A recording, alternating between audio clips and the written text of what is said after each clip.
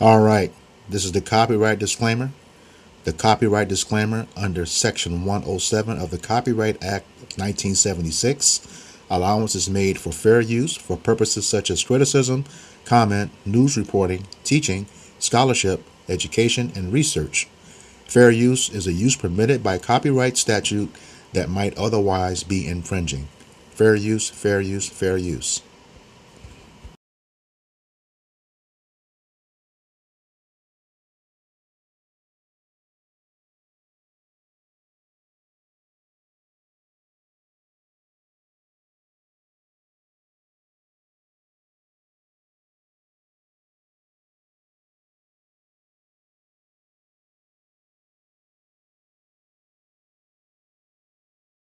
I'm sure by now you know about the Montgomery bus boycott. You know, the over year-long boycott from 1955 to 1956 where black individuals in Montgomery, Alabama wanted to end segregation on the buses. Well, I'm here today to tell you about a similar bus boycott that happened in Tallahassee, Florida. On May 27, 1956, two black students from Florida A&M University, Wilhelmina Jakes and Carrie Patterson, boarded a local city bus. They saw two vacant seats in the section meant for European Americans and decided to sit there. These two black students were told either leave the bus and not have your fare returned or go to the back, but they refused and the bus driver called the police. Both Jakes and Patterson were arrested with the charge of inciting a riot, but were later released on bond later that day. The next morning, Reverend C.K. Steele, a representative from the NAACP, visited the young women. Reverend Steele expressed that the NAACP was supporting them. However, later that night, there was a cross found burning on the two women's front lawn. Oh, and they reportedly shared a home together, just so you know. Both Jakes and Patterson sought refuge at Florida A&M University that same night, and word of the cross burning spread among students there. The students decided that they would stop riding the city buses until the semester ended, and thus on May 28th, the Tallahassee bus boycott began. Word about this student-led bus boycott spread amongst the black community in Tallahassee, and on May 29th,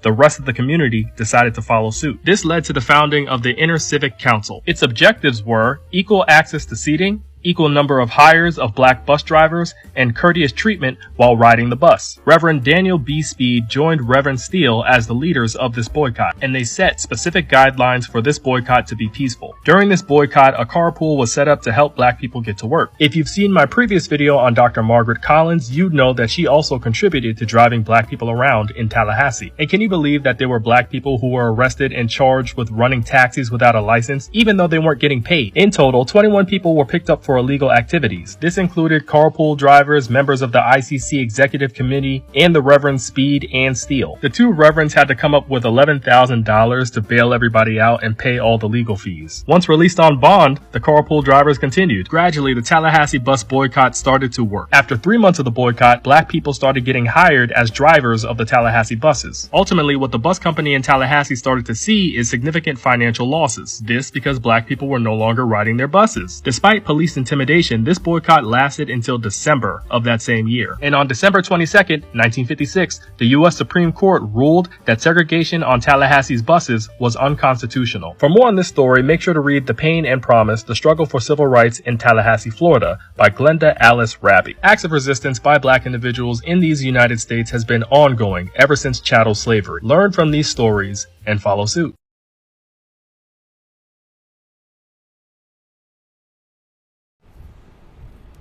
This is the book of Obadiah, chapter 1, verse 10, and it reads, For thy violence against thy brother Jacob, shame shall cover thee, and thou shalt be cut off forever. Giving all praises, glory, and honor to Yahweh, Bahashem, Yahushai, Bahashem, Rahakakwadash. Double honors to the apostles and elders of Great Millstone who rule well in teaching me this 100% truth.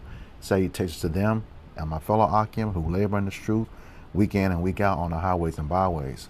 Also salutations to the hopeful elect of the scattered 12 tribes of Israel, scattered to the four corners of the earth, that be like unto the speckled bird, also known as your Israelite foreigners and your so-called Negroes, Latinos, and Native Americans. To you I say Shalom. This is your brother Ayashah Barazar from the Indianapolis branch of the Great Millstone, coming back at you with another lesson that is edifying to the elect body of the nation of Israel. All right. Today is another installment of our camp series called For Thy Violence Against Thy Brother Jacob, and which was the premise of the opening scripture. And we have been dealing now well over 2 years with going through the history of this devil Esau Edom, who is the so-called white man, the wicked, according to Malachi 1 and 4, and dealing with this treacherous and violent history against the true children of Israel, the 12 tribes, okay? Not the imposters in the land right now causing havoc all over the earth, all right? And has the U.S. government compromised at this time, all right? So yeah, those are the ones that Esau Edom, which Amalek, who are the imposters in the land right now, the ones, the first of the nations, according to Numbers 24 and 20, that have control over the rest of their people of Edom. Okay, they are not inseparable. Okay, just like the nation of Israel has the head tribe of Judah. Okay, the nation of Edom has the head tribe Amalek. Okay, who are your so-called Ish people today? You know, the thimble caps. All right, as we say. But they have had a terrible history, either through literal violence, through legislation, through policy, through the laws that they create. And we're going through the history of that. I think we're at 225 videos to date, I believe including this one. And that's just, you know, we haven't even scratched the surface of all the stuff that we've done, because there's so much hidden that they've done. All right. So as that scripture says, you know, because of that violence, you know, their shame is going to cover them. And, you know, they're going through a lot of censorship on online. Don't like the truth about their history coming out. You know, when you tell the truth on them, you know, they want to call it black fatigue.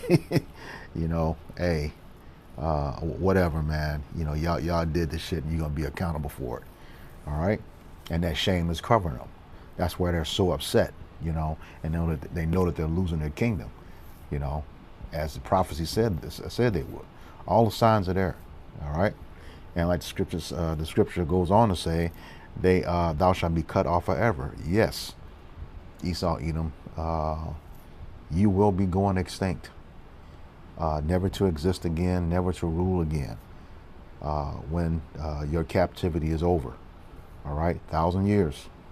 Okay, 1,000 years you're gonna have. You know, you will be in our captivity. Okay, you will be ruled daily. You know, in that sun that hates you right now.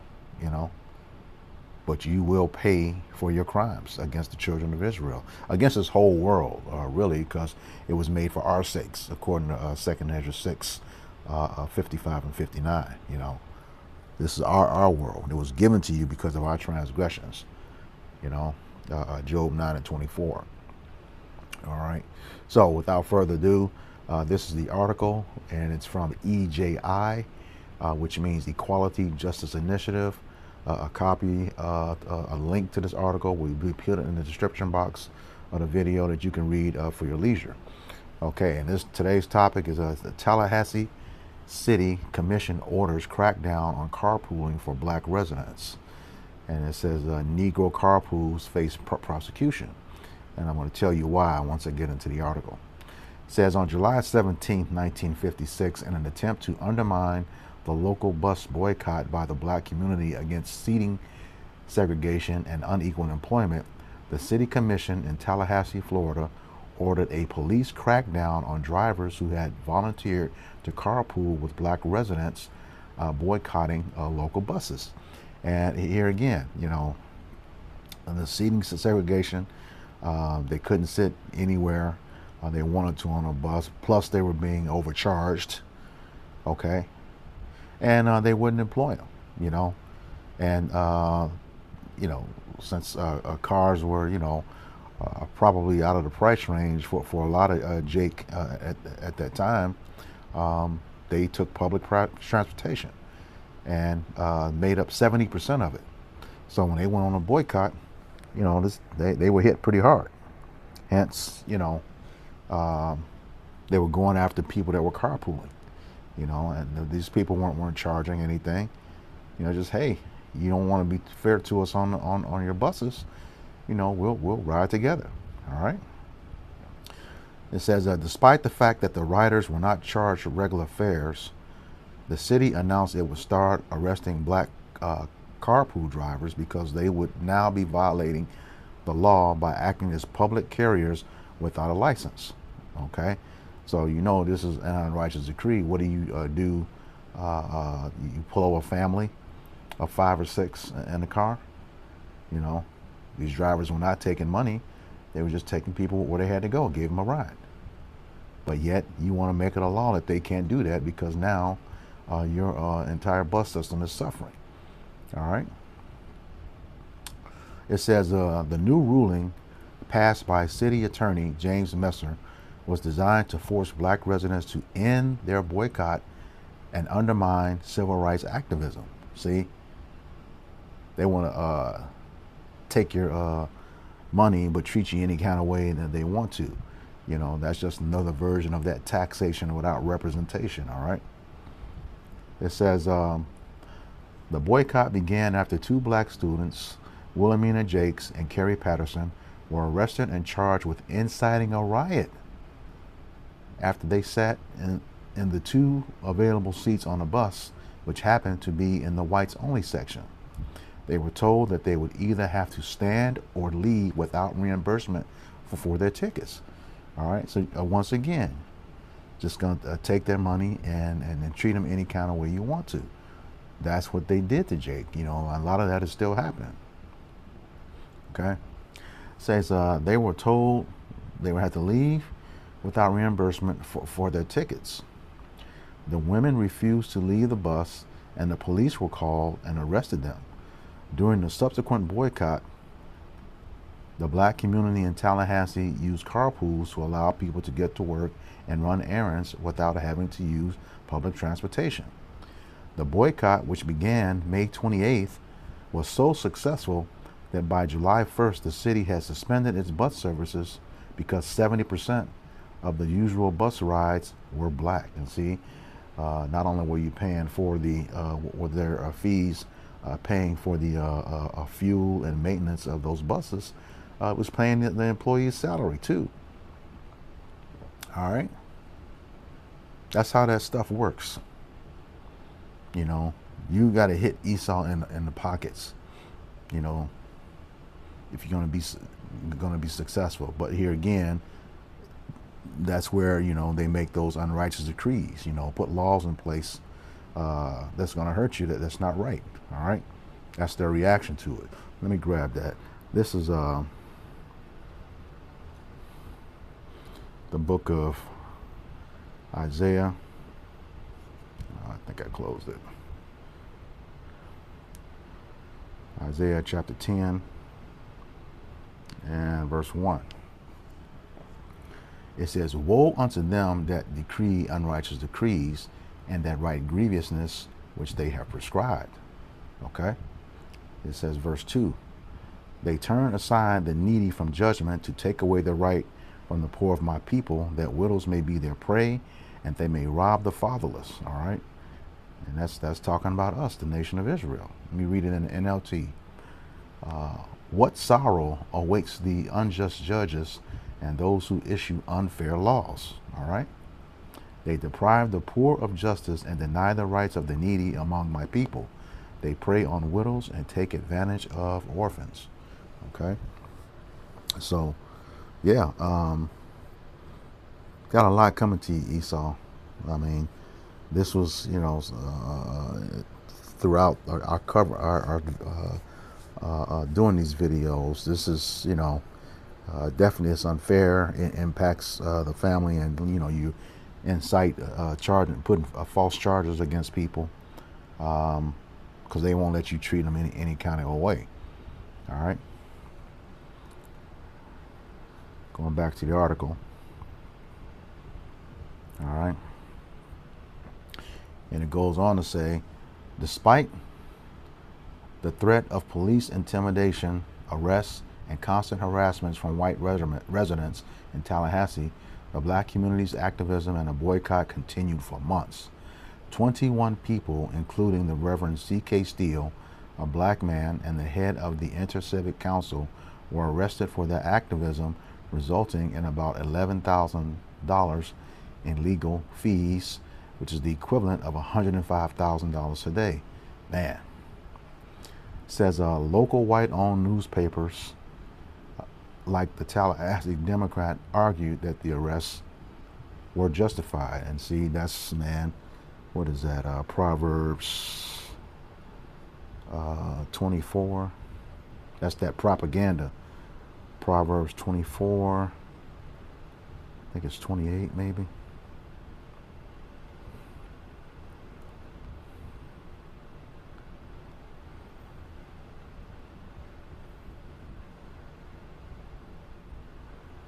God says, be not a witness against thy neighbor without cause, and deceive not with thy lips. And that's exactly what they did. Okay? Putting the earnest on them because they don't want to be treated, wrongfully, and have their money taken away. Esau is something else, man. He needs to go. Straight up.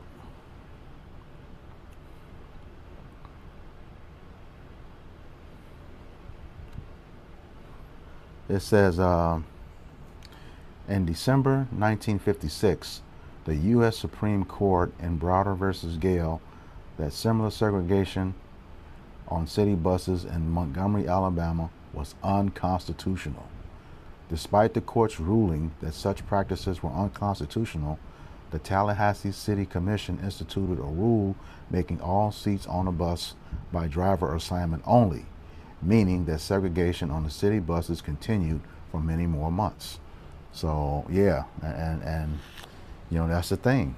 A lot of these places today still have no respect for the higher authority. All right.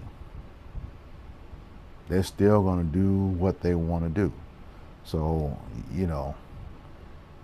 we know throughout this history, you don't get a fair shake from the federal level. You don't get a fair shake from the state level. All right. We just have to do what we have to do to get out of here, and that recompense is going to be epic. All right. This is the book of Psalms. Let me get the other version.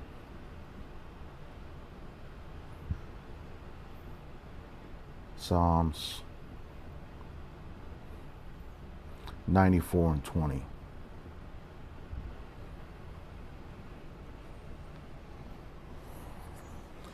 It says, shall the throne of iniquity have fellowship with thee, which frameth mischief by law? And that's just what, Tallahassee did. Even though the Supreme Court said it was unconstitutional, they're going to make it so that the driver, has the final say on who gets what seat. And typically those drivers were Edomites, the so-called white men. So nothing really changed, like I said, for many more months later. Okay. It says, they gather themselves against the souls of the righteous and condemn the innocent blood. All right. And that's what they do. There's a perpetual hatred for Jake. All right. But as I was saying, the elect know what they have to do and going to do it. It's 2/3 that's going to have a problem. All right. Verse 22. But Yahweh B'Shem Yahushai is my defense, and my power is the rock of my refuge. All right. So as long as, we have to keep believing that, especially in these times, because nothing has really changed. As you can see, it's even getting worse today. You got the two Jakes, drowned, being hung. This is 2026. All right. So, have to keep Yahweh B'Shem Yahushai in the forefront. All right. Verse 23, it says, and he shall bring upon them their own iniquity, and shall cut them off in their own wickedness. Yea, Yahweh our power shall cut them off. And that's what's going to happen. All right. Like that, you know, Obadiah 1 and 10 said, they shall be cut off forever, never to rule again. All right. But they're going to have to pay for those iniquities. All right. This is Isaiah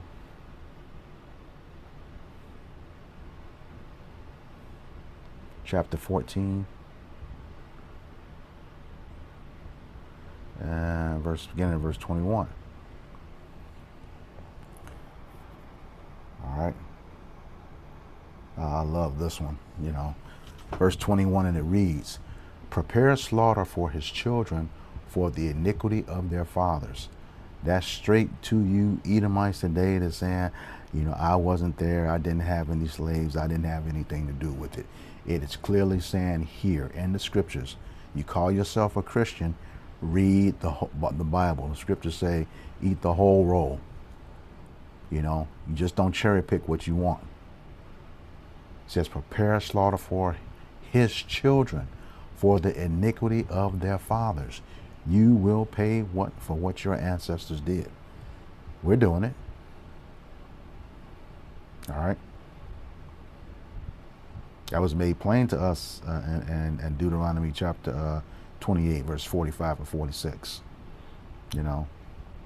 Said the curses would be a sign and a wonder for the seeds that came after those who were given a testimony and given the law at Mount Sinai. All right.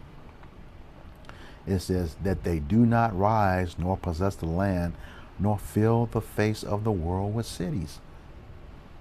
You will not be in rulership again. You will not be seen as the standard of which this world lived by, because you're a fucking terrible nation of people. Point blank, period. And the world is getting tired of you. All of you. You just need to go. All right? And you will go according to the scriptures. Like it says right here. All right? It says, for I will rise up against them, saith Yahweh Bashem Yahweh Shai of hosts, and cut off from Babylon, that's America today, the name, which is Edom, and the remnant, and the son, and the nephew, saith the Lord. Okay? The remnant, those that are left behind, the son, a male, and nephew, a male. That's it. That's the seed line. All right? All the offspring of Esau, Edom, is going to be cut off forever. All right? And it says, saith Yahweh Bashem Yahweh Shai. All right? Who's going to do that? Obadiah, chapter 1, verse 18. It says, and the house of Jacob, that's the southern kingdom. All right? Judah, Levi, and Benjamin, shall be a fire. And the house of Joseph, that's the northern kingdom, the 10 tribes that came over here after Solomon passed, after the captivity of Salmanassar, okay, the Syrian. And the house of Joseph a flame, and the house of Esau, okay, that's so-called white people. You call yourselves white when you're actually pink like pig's flesh, okay? Red, blood shows forth through the skin. All right, when you get mad or angry. All right, talking about the blood is blue before it hits oxygen. Okay, get slapped real hard. See if you turn blue or red. Well, it all depends on how hard you get slapped. you can be bruised to the point that you blue, but for the most part, it's red. All right, blood showing forth through the skin. All right, and it says, and they, that's the entire nation of Israel, the southern and the northern kingdom together, shall kindle in them and devour them, and there shall not be any remaining of the house of Esau, for Yahweh Bahashem Yahweh Shai have spoken it. Okay. After you go into captivity, when we have those immortal bodies, all right, for everything that you've done to us, You going into captivity, and when it's over, you going away forever. Just like the scriptures say. All right, with that, I hope this lesson was edifying to the elect body of the nation of Israel. Once again, going to give all praises, glory, and honor to Yahweh, Bahashem, Yahweh Bahashem, Rahakakodash. Double honors to the apostles and elders of Great Millstone who rule well in teaching me this 100% truth. Salutations to them and my fellow Akim who labor in this truth week in and week out on the highways and byways. Also, salutations to the hopeful elect of the scattered 12 tribes of Israel, scattered to the four corners of the earth, that be like to the speckled bird, also known as your Israelite foreigners and your so-called Negroes, Latinos, and Native Americans. To you, I say Shalom, Kwam Yasharallah, Abba Babal. We got next. Shalom.